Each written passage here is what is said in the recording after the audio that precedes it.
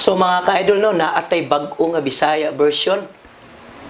Kini para ni sa usa ka barangay nga daghag mga chismosog chismosa, mga libakero libakera. Ang title ani Barangay Libakero. Okay mga ka-idol, paminaw na to ni kay daghan ging maigaw ni. Let's go.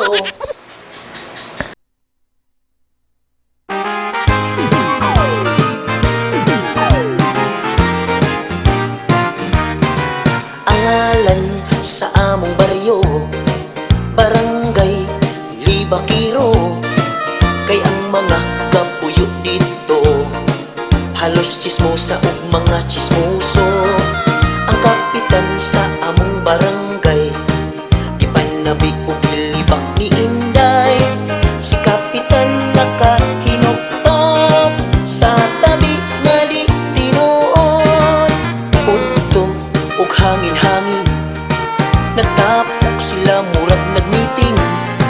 Ang mga libakera kung may muagi libakon nila, ug niagi ang usa ka angkan ug ila dayon nga gihisgutan.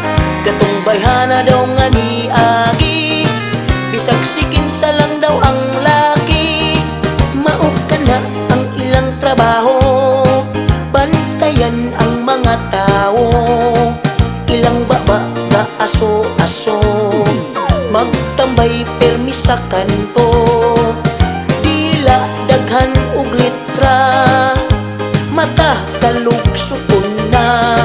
Trabaho nga way sweldo, ang resulta wa mo asinso.